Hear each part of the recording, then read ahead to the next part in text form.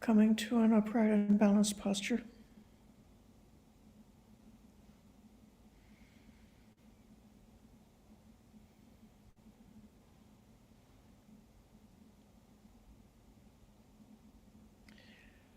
Letting go of worries and thinking. Letting go of the past and the future. Just coming to letting awareness settle on the present moment.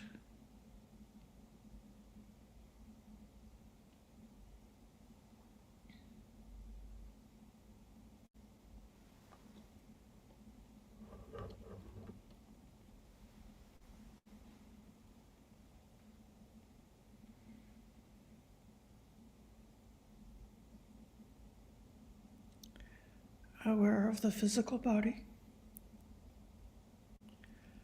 your position in the room where you're sitting, your posture sitting on a chair or on the cushion.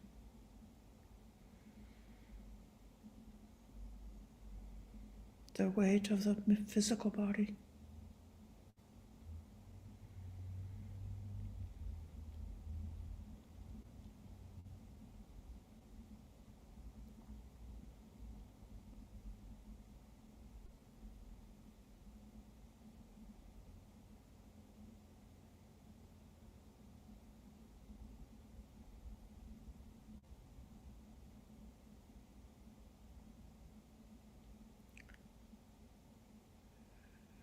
Letting the back be upright and balanced.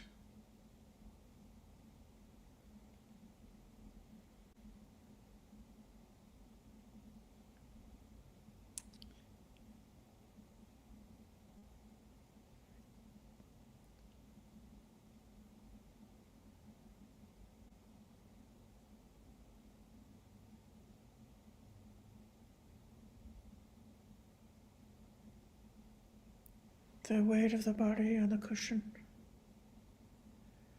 and the upright quality of the spine or the back is like a tree planted on the earth and reaching upwards towards the sky.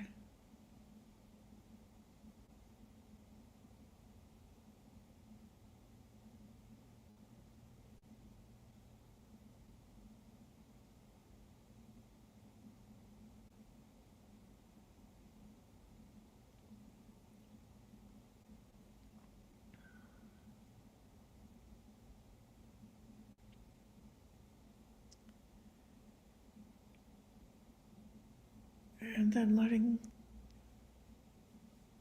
the muscles of the body relax. Keeping upright, letting the face relax. Dropping the shoulders. Making the belly soft. Allowing the hips to open up.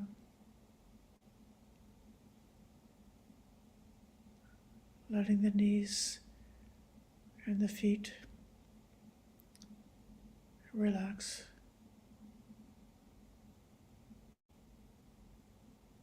Letting the hands rest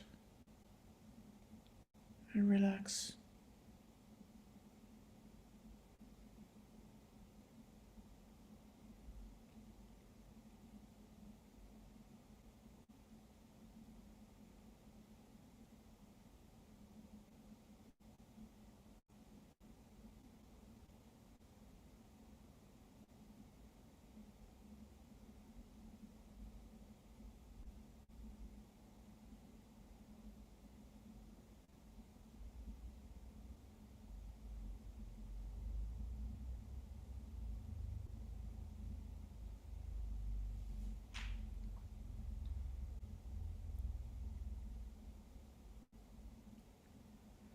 Aware of the sensations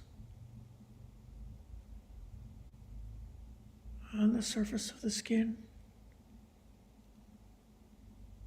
touching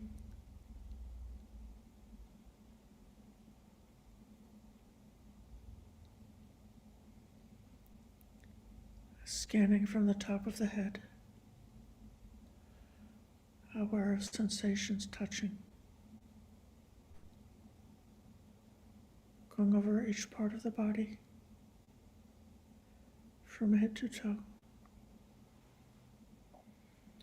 aware of touching.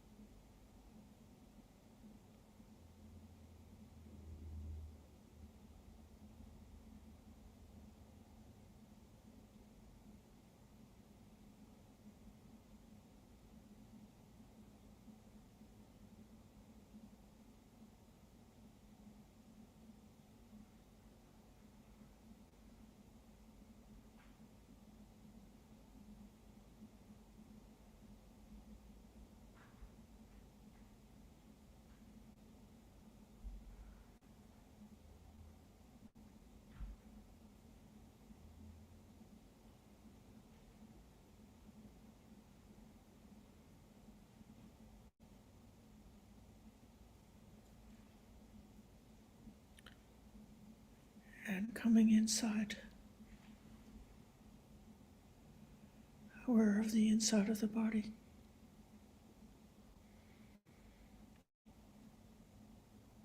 and the juice in the belly, the beating of the heart,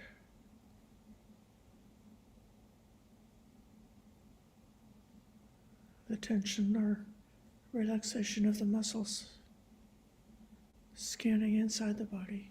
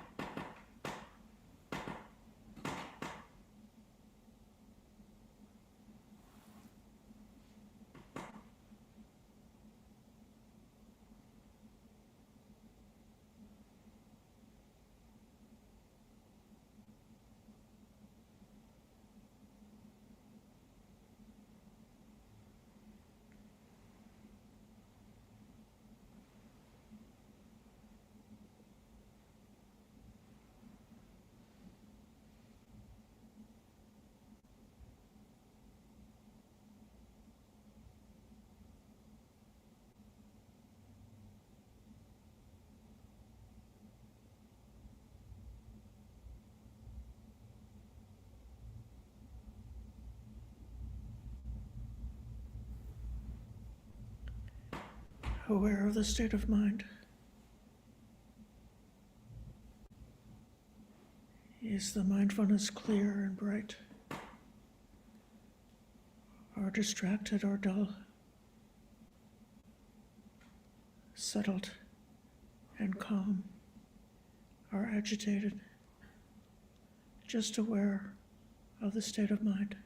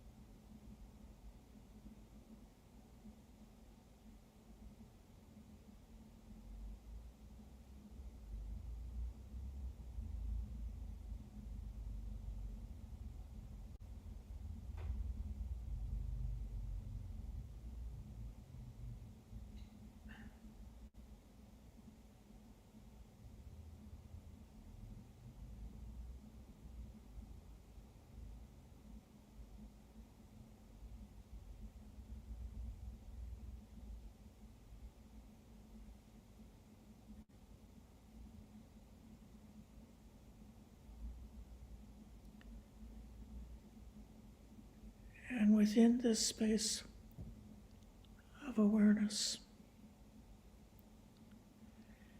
inviting the intention or the determination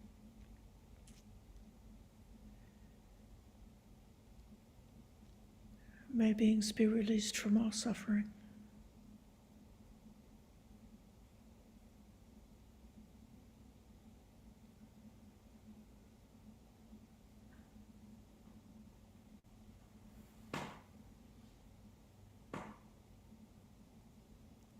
Aware of the significance of that.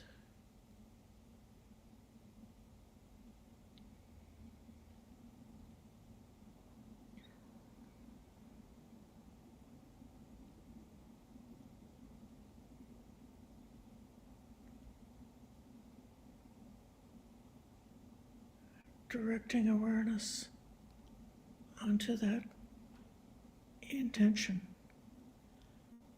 Aware of the intention of compassion.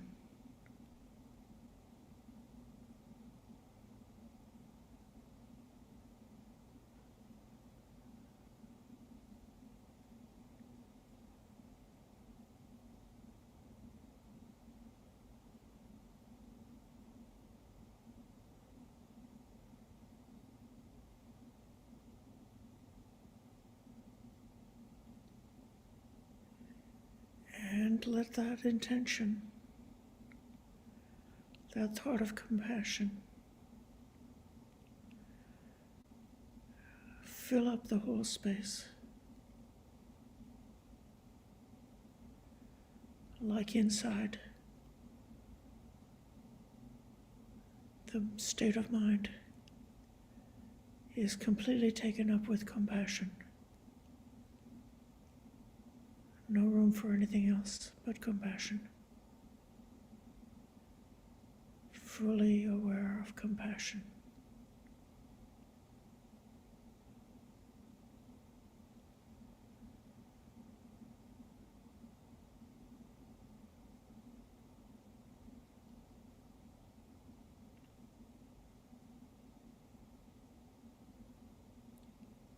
Letting compassion touch every part of the body with the touching sensation. Compassion.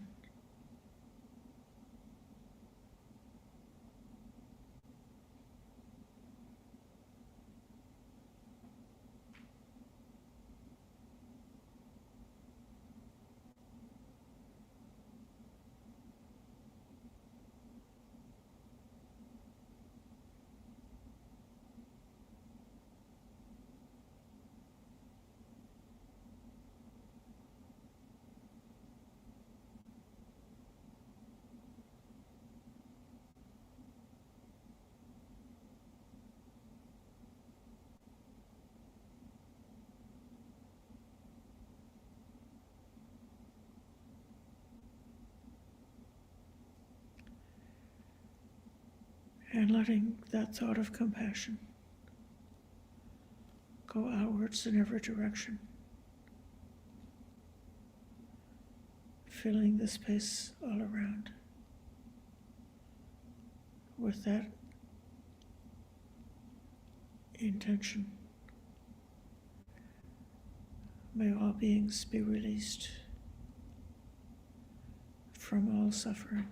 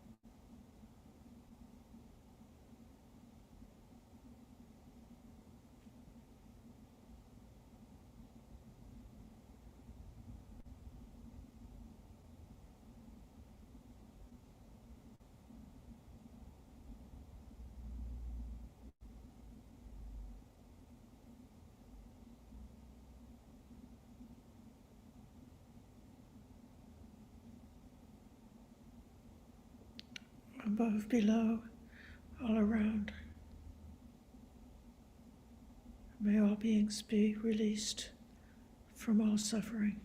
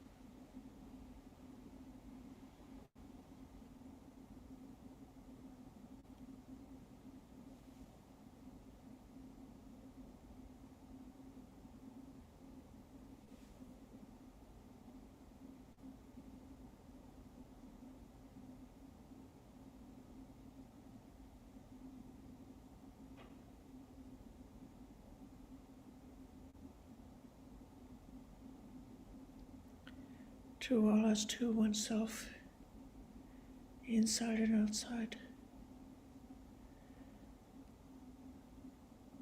filling the whole space with the mind of compassion.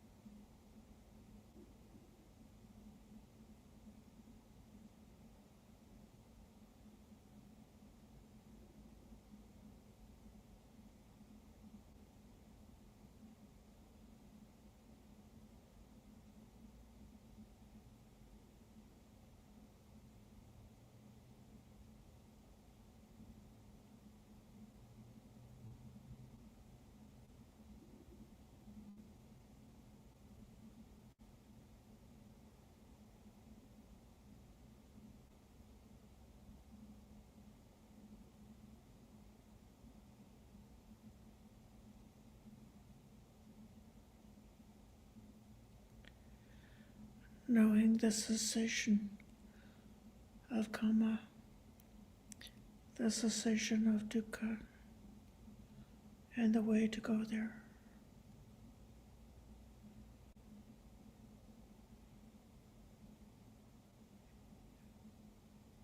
With the thought, the intention,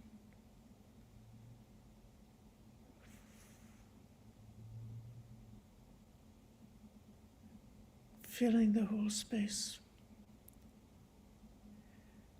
intending the release from dukkha.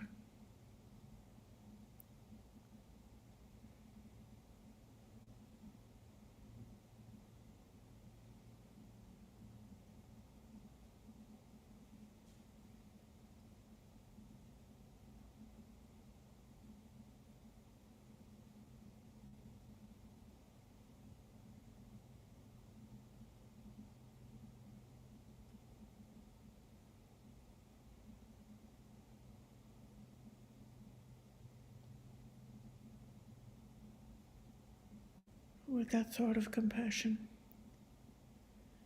going outside in every direction, and also inside and filling up the body with compassion.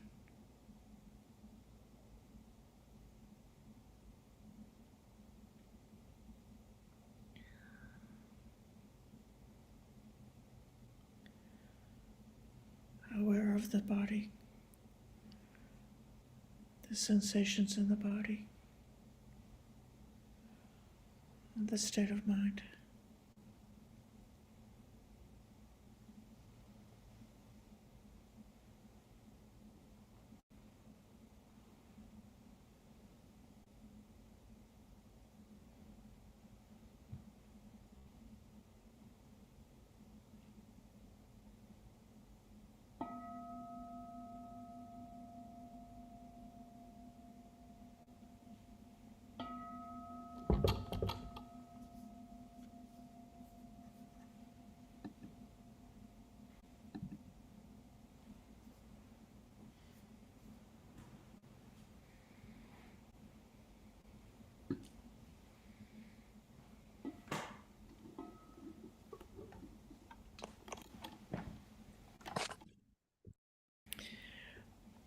Dear friends, I don't have a very well-prepared, well-researched, scholarly Dhamma talk with a lot of information for you today. I just have a few ideas.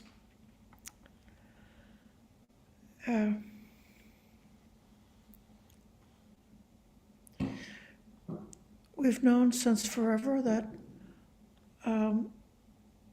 the teaching about karma is central to the understanding of Buddhism, to our system, and that this was also a concern that the other groups of religious seekers had during the Buddha's lifetime, and that these other seekers and religious thinkers, perhaps you could say that it was like a worry or a preoccupation or an unsolved problem that caused a lot of debate and discussion as to how it could come to be that a person who has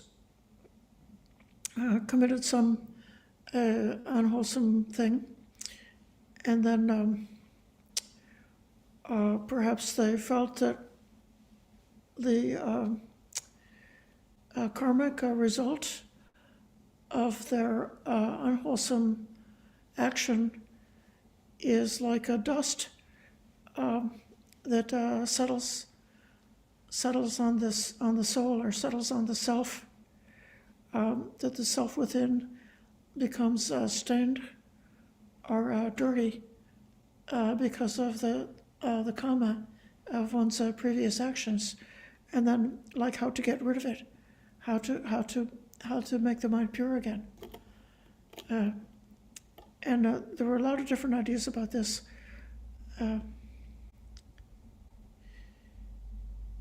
in one sutta that the Buddha gave in the section on headmen in the Samyutta Nikaya. I think that's in the Nidana Samyutta. The Buddha made the statement that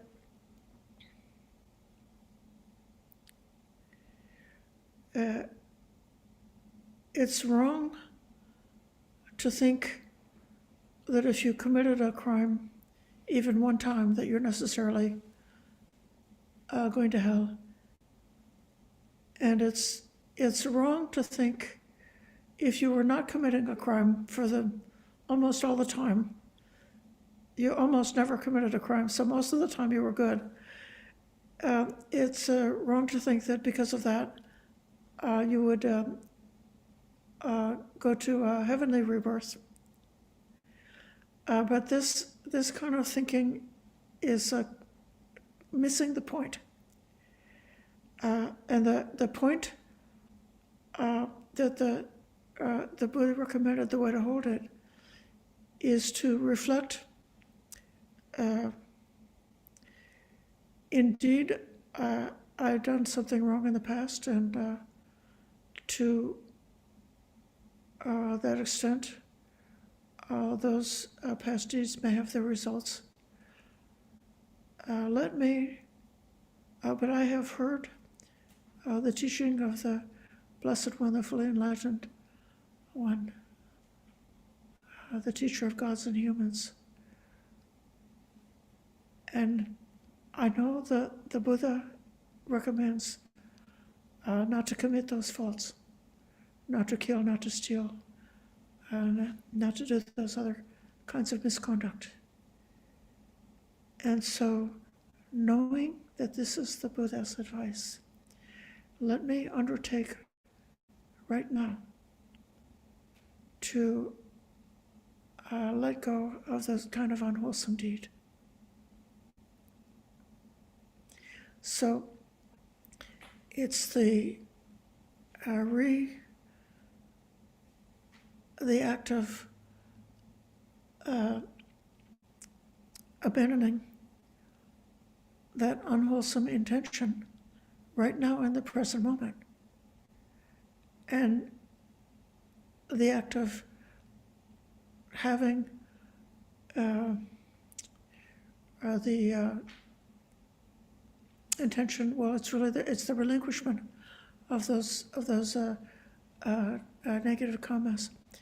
And so then just in the same way, we've said this a few times in the past few days, it's said in the teaching about the practice of this boundless meditation, practicing loving kindness, compassion, sympathetic joy, and equanimity, and in a boundless way, allowing the mind of the Brahmaviharas to radiate in all the directions without any limitation whatsoever. That this will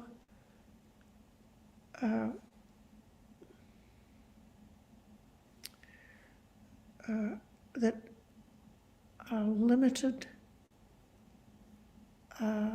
deeds or limited karma is not able to take hold, not able to persist, not able to control the future when one is in this boundless meditation.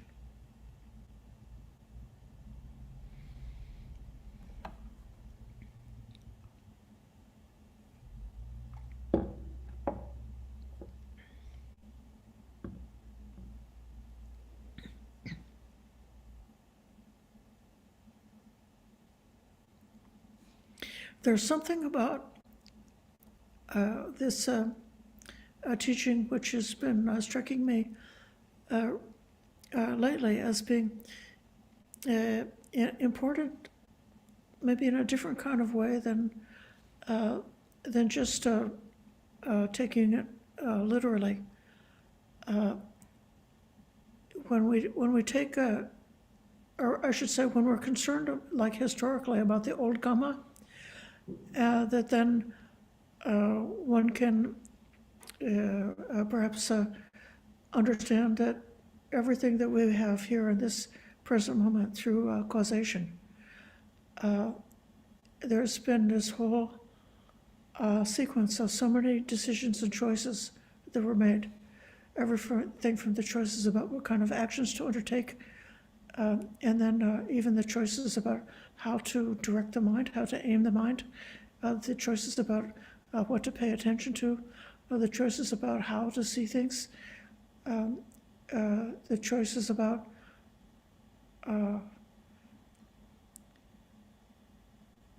how to understand the meaning and the significance of the things we experience. All of these things are choices. And so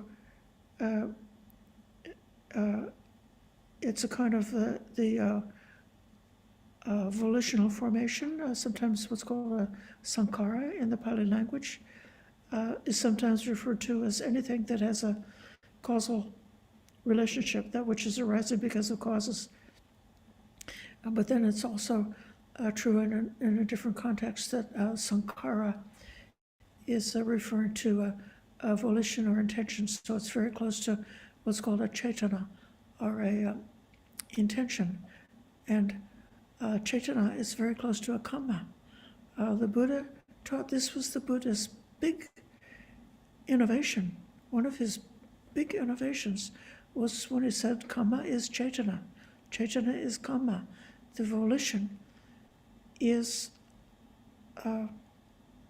the action which determines the cycle.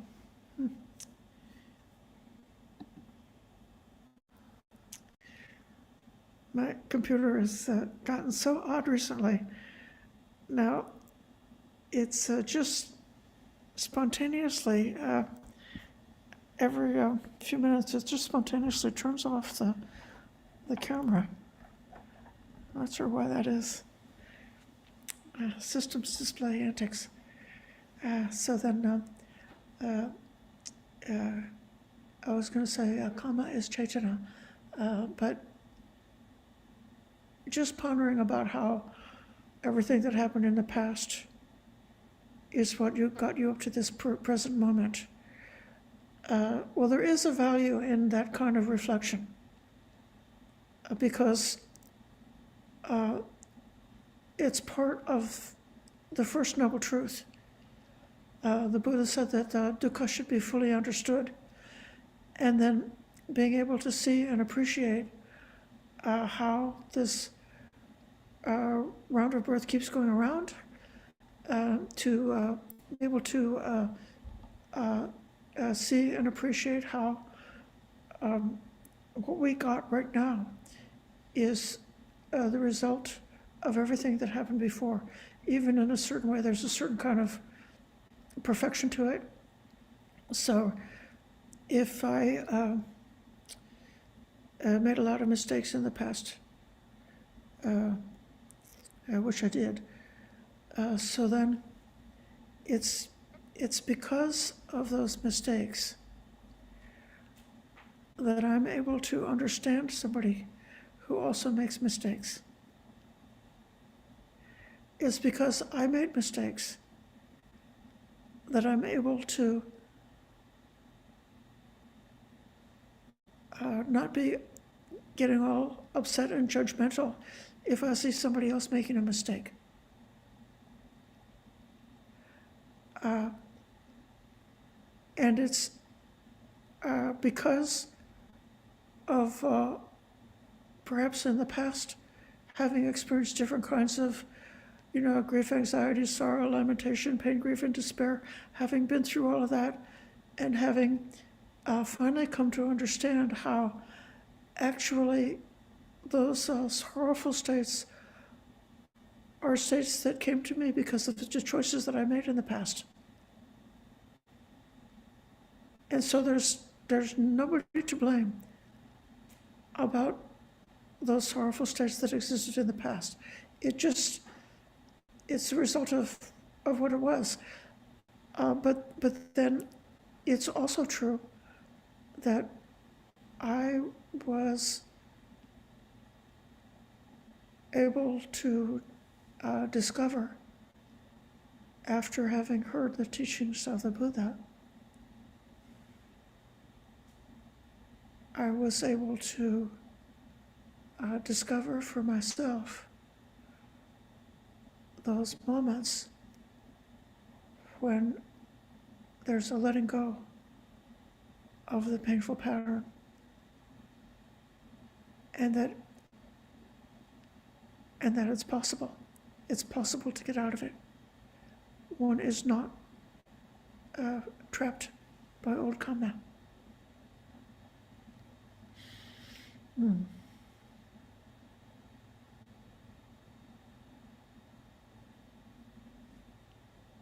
When I was much younger, and before I had learned anything about Buddhism, I had the idea that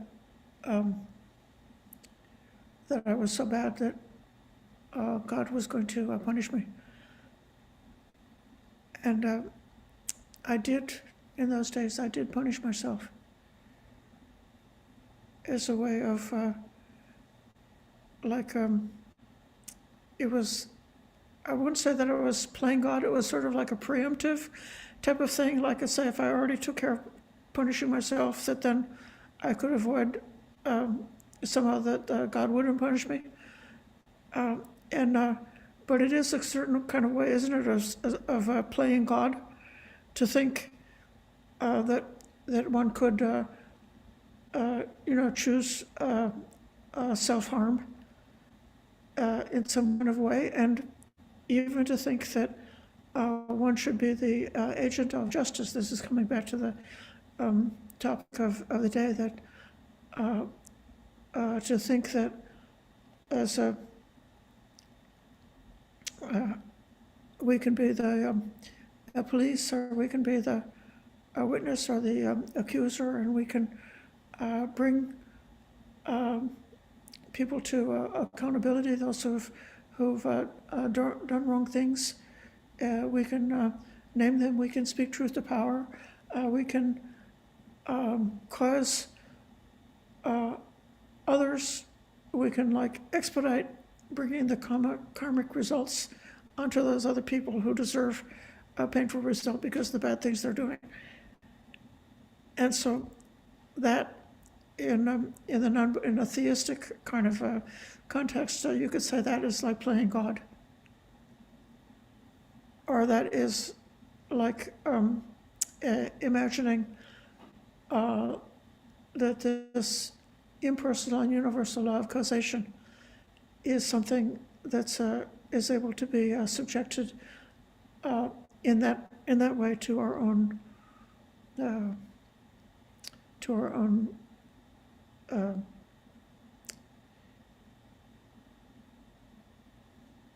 egotistical kind of willfulness.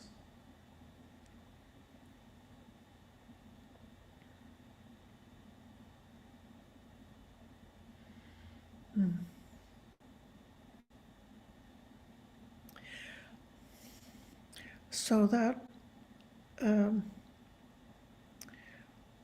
that backward-looking karma helps us to see that those unwise choices may have, we can see the result of those unwise choices, and when we see it clearly, when the scales of delusion fall from our eyes, and we actually understand which kind of choices are harmful, then we don't really want to do that anymore. Like, we chose those self-harming choices because somehow or other we thought there was some protection in it, or some safety, or some happiness, or something. We were mistaking that which is harmful for that which is not harmful. We were mistaking that which is painful for that which is pleasant.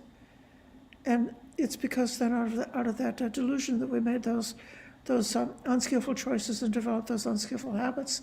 And so the a reflection of past about our old karma can be very helpful and beneficial to just come to a better way of understanding, that then the motivation to go on like that is dropped. And it's not only the moral choices that we made in this lifetime. I really believe that the most important kind of old karma that an individual could have is the karma that caused them to be born as a human being, or that caused them to be born as the type of being that they were born as. Because when a person is born as a human being, there's a whole lot of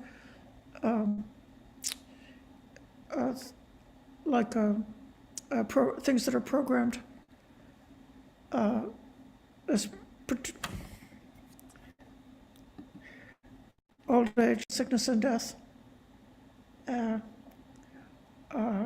The ability to become obsessed with sensual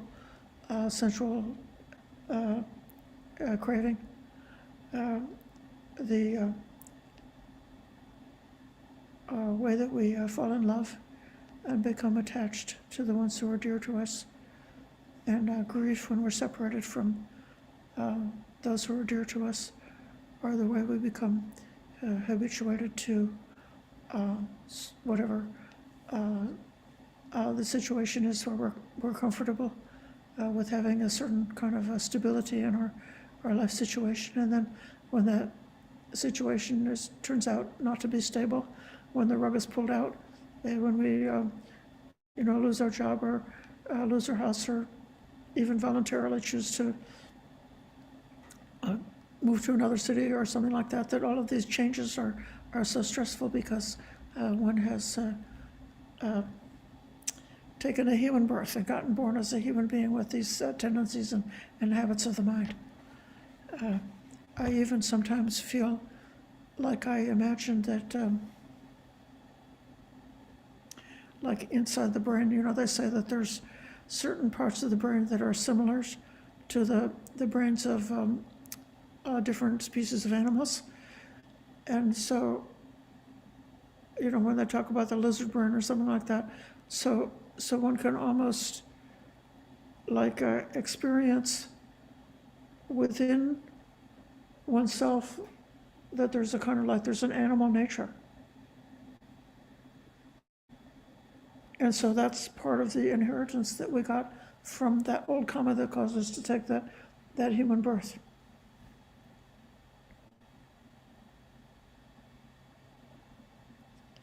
This will be a complete sidetrack, but I have to tell you the story now about the morality of a dog. My friend used to live in a travel trailer, and she had a dog. And on one occasion, my friend was taking a nap, and the dog was also taking a nap.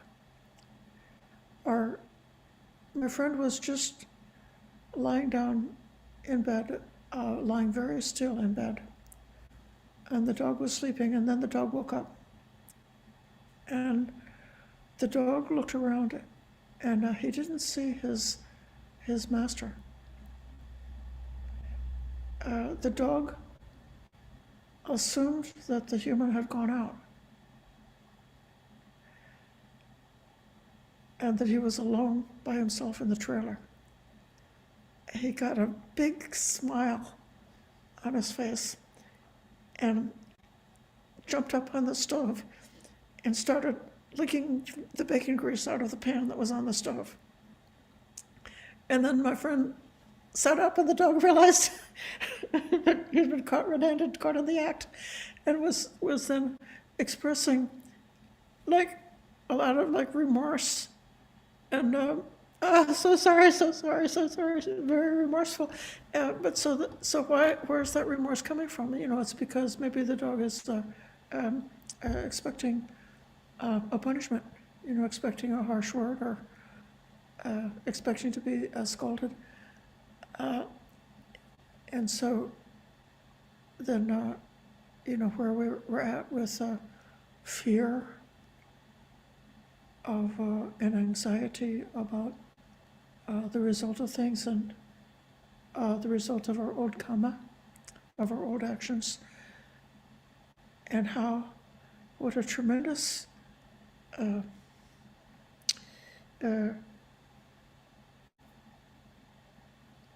limiting and debilitating factor it can be on a person's psychology if they're walking around with remorse like that. So actually what the Buddha taught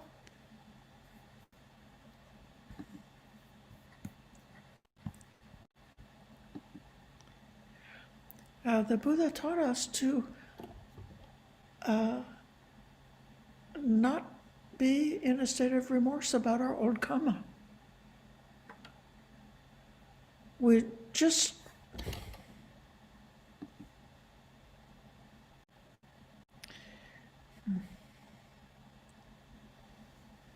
just need enough moral shame to help us to avoid making another mistake. But we should not be carrying around fear and remorse because of old karma. Because we should realize this is like the tremendous freedom.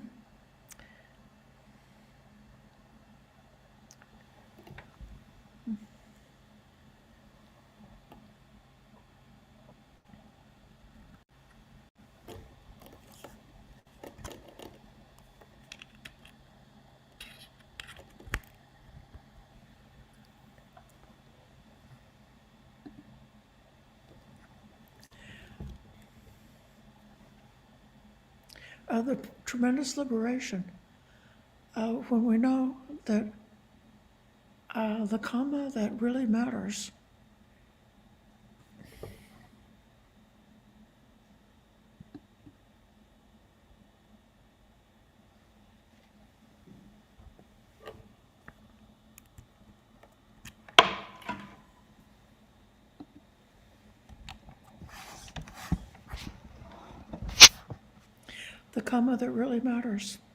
is not that old karma.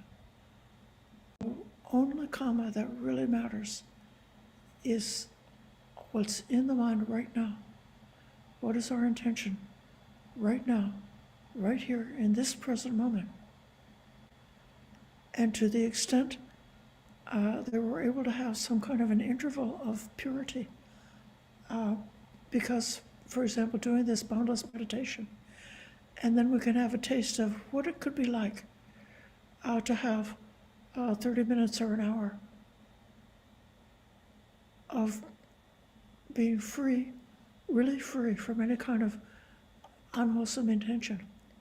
And then perhaps emerging from meditation and realizing that as we go back into the ordinary activities of daily life, it's very possible that a negative, some irritation or some anger, some upset or some longing, some craving, some greed, that those kinds of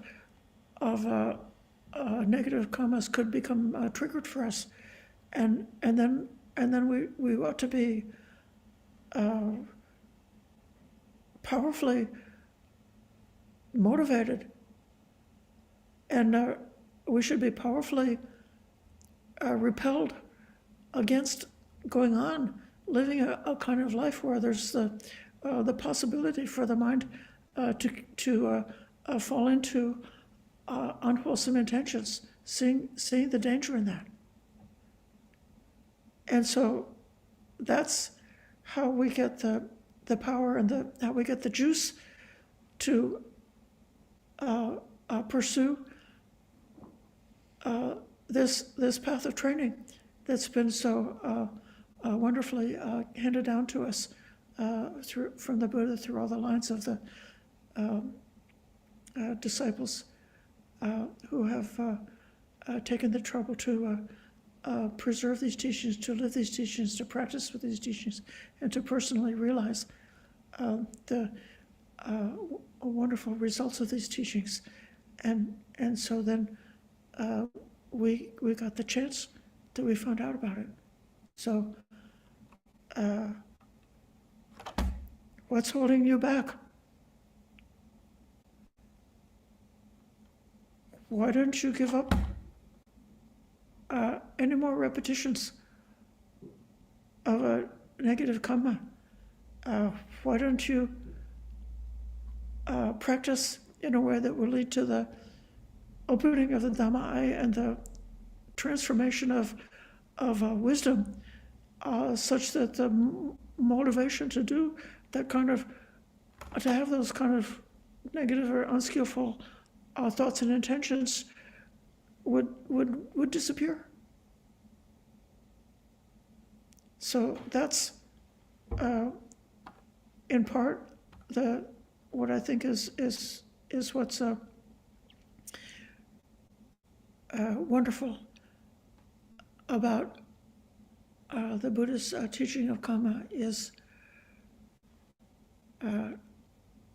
about understanding the centrality of that present moment karma, the karma that we do right now.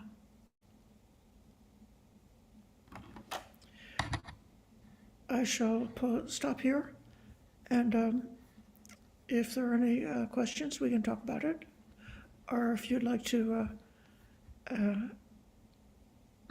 give your own report about how this is happening in your own life. So with that, I shall call on Damon. Yeah, I put in the chat my question, which is in my experience, my past unwholesome deeds. So what happens if the Dhamma practitioner thinks they are progressing, but due to a blind spot is actually deceiving themselves, and they cannot see their own self-deception? There's this thing called Johari window. So then it seems the only, I have felt that way. If I reflect now, that even though I thought I was getting out of samsara, I was actually deceiving myself and only falling deeper into it. My approach to that is to take, based on the Four Noble Truths, that if I'm deceiving myself, something is going to come along and I'm going to experience it as painful. And then that kind of psychological or mental pain is like being a scientist. You had a theory, and the theory was explaining all your measurements, but then you came across an anomaly that was not able to be explained by your theory. And then at that point, a scientist has to do a very deep, profound, and creative process to discover something really new, a different way of seeing the case that explains this anomaly. And so the way we suffer, that's the anomaly, which is giving us that learning opportunity. I usually ask myself, what am I holding on to? Whether, it should be some kind of pride or some type of self-image, or some type of, it could be even something materialistic. It's like one gets, into a habit that you have certain kinds of foods and certain kinds of beverages on a regular basis, And so even something as trivial as that it could become a blind spot. And then you see like you don't get the same breakfast that you used to, and then this little twing of dukkha comes along, and you say, "Wow, I was clinging to this habit. I'm not home yet. I haven't reached the goal yet because even something so stupid as a piece of toast can become a cause of dukkha." So that's my so it's like you don't necessarily see it indirectly. The thing that you're not able to see, your self-deception, you don't see it directly, but you have an indirect evidence because you suffer, and that's telling you that you've got something you've got to investigate and find out about it. Excellent. Thank you very much. Yeah.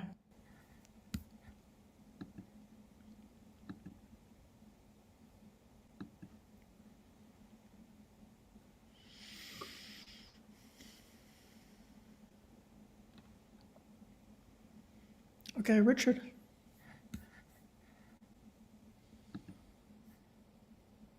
Thank you, Ayya.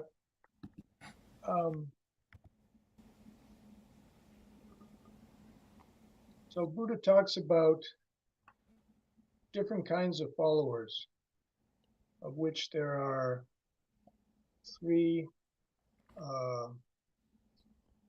you might call them worldly followers, and four noble followers. So for the three worldly followers, he doesn't give any prediction about any amount of lifetimes it might take. He only gives that prediction about the noble followers. And that's because a worldly follower hasn't really grasped the Four Noble Truths. Even if they've memorized them and they think they know what they are and everything, they have not really grasped, and therefore they're not unshakably set on the path of no return. So it's possible they can be following for a while and then fall away for a while, and following for a while and fall away for a while. But they do have, or they should have, the ideas that Buddha gives as the basic hypothesis, that there are other worlds, and there are brahmanas and shramanas that are able to attain those other worlds, and there is causation, and there's, and they have respect for their father and mother, and there's a few other things along those lines. So if they've attained to that level of intelligence, then the door is open. Okay, that level, I shouldn't say intelligence, but of knowledge, then the door is open that it's possible for them to continue from there and not backslide, because their mind, when they pass away, their state of mind, Buddha says that one goes by one's state of mind. He says, as if you were picked up and carried there to your next birth. Their next birth will lead them into the same type of place, because that's where their mind is at, where those thoughts will be able to reawaken. But how long it's going to take, and whether they might go up and down through those three phases, is indeterminate. And that's why Buddha doesn't give any sort of prediction about what might happen to them. So the best thing to do is to try to understand, well, what are those three groups? So the first one are metta followers. And in other words, they become friends of the Dharma. And in that friendship and attraction to the Buddha and the monastics and other Dharma followers, they want to give in charity. They think, let me be helpful. Let me give some charity and everything. When they get more confirmed in that, they become a confidence follower. And a confidence follower has sufficient confidence that they take on 5 or more precepts. That's what it really means to be And taking on the precepts, Buddha says, is being the friend to everyone, because you're saying, you have no fear from me. I will not try to hurt or kill you. You know, I will not try to steal from you. I will not try to rape you. You know, I'm not going to lie to you to my own advantage or the advantage of my family and friends, you know, like that. You know, I'm not going to take intoxicants that have caused me to become heedless and then do one of those other four things. That's the main problem. You lose your self-control, okay? And if you go a little further along and you develop patience, then you have the ability to sit like we're doing now and listen to the Dharma. If you go to like a culture like Thailand and you visit a big temple, and maybe it's a special day and they're having a big festival at the temple and all the people are coming, right?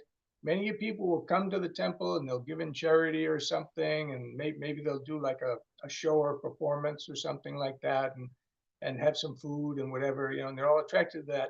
But most people don't have the perseverance of mind to sit for an hour or more listening to a lecture. They don't have the patience, okay? So you have to develop that quality of patience. So these are like qualities of the mind that are being developed.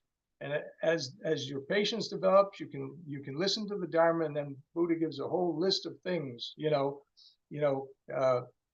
go and associate with those beings. You listen to the Dharma. You memorize the Dharma. You recite the Dharma. You even begin to teach the Dharma yourself, because all these things are memory devices. They're making it clearer and clearer and clearer in your mind as you're remembering it more and more and more. He gives a whole list, and then at a certain point, you know, if you're focused enough and sincere enough, you might have a breakthrough to the Dharma and attain sotapan, which I prefer to call hearing entry, because you're hearing. It's the hearing of the Dharma that leads you into that. It's that constant listening to the Dharma, not only from others, but reciting it in your own mind by thinking about it, thinking about the different types of like paticca samuppada or the three characteristics or something, or seeing how everything comes together, how the seven factors of enlightenment, how they're sort of all coming together and overlaying each other, and stuff like that, and intermingling and supporting each other. As you're thinking about those type of things and some other main points of the Dharma, you know, you might have a breakthrough and fully grasp the Four Noble Truths. And if you fully grasp the Four Noble Truths, then you become a noble disciple. And Buddha says that it's the noble disciples who possess the path, and who become independent in the Buddha's dispensation, in the sense that they can't ever fall back. So even if there aren't other Buddhists around, they'll still maintain their knowledge of the Dharma, and they're moving forward. You know, even if they were like, you know, lost in a deserted island or something, so that they didn't have other people to help them or show them or interact with them. It's their own mind now has the Dharma. They possess it, and they're gonna keep moving forward. So I would say the important thing is to see where you are in those three categories if you've not attained sotapan, and see what kind of person you are, and knowing the way the Buddha described it. Okay, so what do I have to do to get to the next level? What do I have to do to get to the next level? You know, and be sincere in your efforts. And don't worry if you kind of go back and forth a little bit. You know, everyone does that, right? We work hard all day and then we take a nap. You know, we go to sleep or something. You know, we sleep at night, whatever. But we stop and eat a meal. So that's, you know, it's you know, there's always sort of that back and forth a little bit. You know, I wouldn't beat myself up about it or anything, but I would just, you know, keep going. It's like a person asked the Buddha one time, trying to think of the exact words, but he asked, you know, was there ever a time when you like, I don't know what the word to use is, like, it wasn't give up, but it's like that, you know, where you stopped or something, you know, stopped persisting, stopped going forward. And the Buddha said, no, you know, he kept going forward, you know, no matter what happened. You might remember that sutta and know the words. It's just not coming to me right now. But the idea is that, you know, no matter what happened to him, once he left home, even he's starving to death. He's laying there starving to death, you know, just about to die and expire. He didn't stop thinking about the Dharma. He thought, well, what's going on here? Why? You know, why have I not attained it? I mean, I'm gonna die, and you know, I've gone as far as you can possibly go with this type of austerity, and I've attained nothing. He said. He said, I literally have attained nothing. You know, no distinction or higher, you know, knowledge or anything like that. So, but he just kept going. His mind wouldn't stop. Okay, and he just kept going. And then, you know, he remembered doing jhana, experiencing jhana when he was a young boy, and then that led him on. So nothing ever stopped him from going forward. So if you can develop a mind like that, and Buddha wasn't a noble disciple or anything at that point. There was no such thing, right? He's the one who was going to attain that, and then understand what those categories are, and start, you know, giving that, making that available to be understood by others. So you have to kind of get that same frame of mind, you know, that things may get tough. You know, you don't have to self-torture yourself or anything like that, but I'm gonna keep persisting. I'm gonna keep persisting to try to understand this teaching of the Buddha, no matter what happens, and it will lead to fruition, in my opinion. Anyways, that's all I'm going to say. Thank you very much. Well, thank you so much for sharing.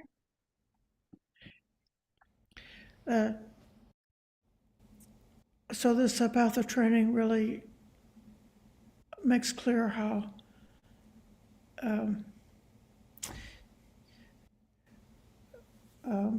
moral wisdom and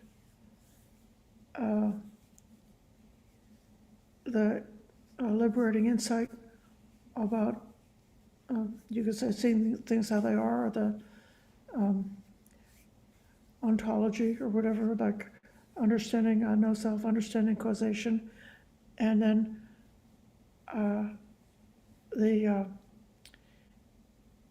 experience of how it is that the psychology comes to be purified, so that both the unskillful behavior and also the mind, which is capable of taking a wrong turn like that, you can see how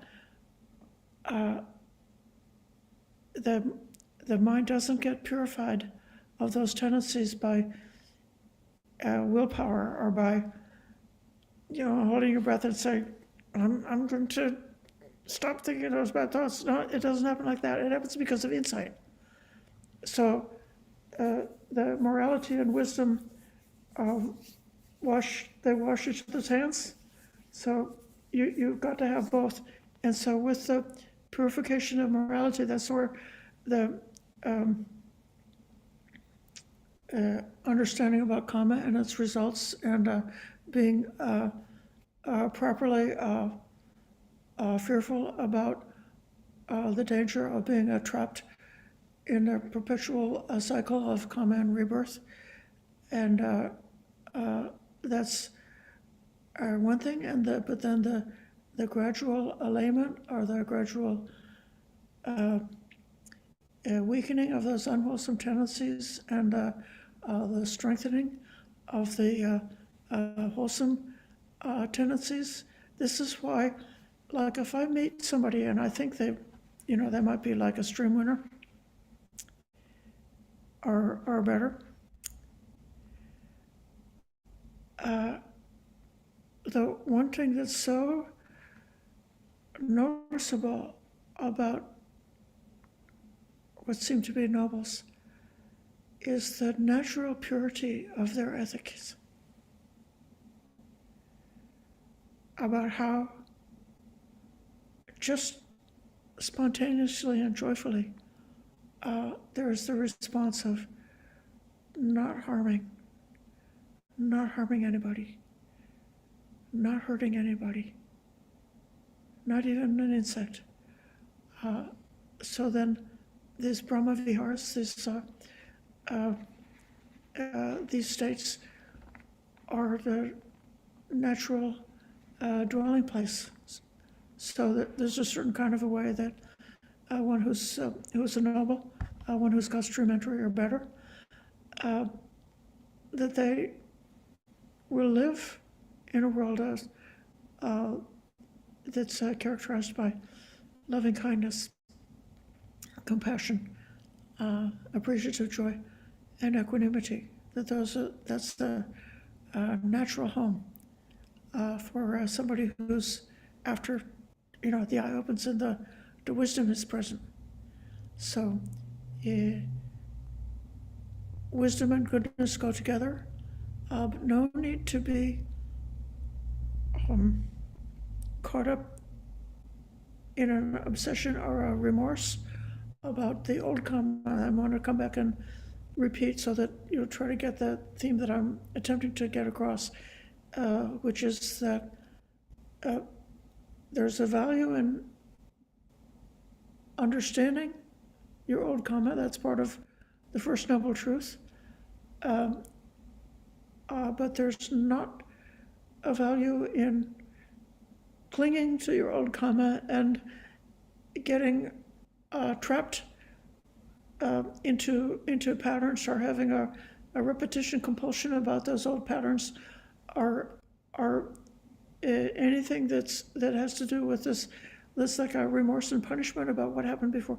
That's not what it's for. That the main the place where the practice happens is right here in this present moment karma. And so then if one can really appreciate, like even those who are sitting here, you don't have to put your hand up, but you can sort of just acknowledge, if I'm plotting while listening to this Dhamma talk, I'm actually thinking about killing somebody. So, right, so nobody is planning to kill anybody. So, we can all hit that one of those emojis and say, hey, I'm not killing anybody. I'm not, while I'm practicing anapanasati, I'm dwelling in the truth. I'm not dwelling in delusion. While listening to the Dhamma or reflecting about the Dhamma or thinking about the Dhamma, the mind is aiming, inclining, and directing itself towards the truth.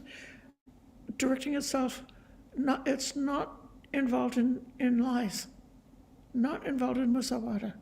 So both having a proper fear of creating any more unwholesome karma, and also having a proper appreciation of every single moment in which the mind could happen to be free from any unwholesome karma. Those two things, both, not just the negative fear, but also the positive rejoicing and appreciation of, to whatever extent that we get our moments of freedom and purity. And those things open the way for the next stage of wisdom to happen.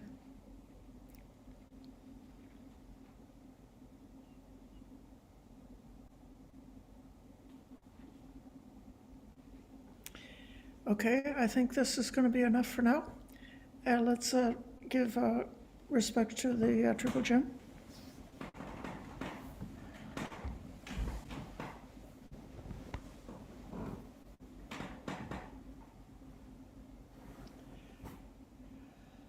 Araham Samma Sambuddha Bhagava Buddham Bhagavantam Abhivademi Swakato Bhagavata Dhammo Dhammam Namassami Subharipanno Bhagavato Savaka Sangho Sangham Namami.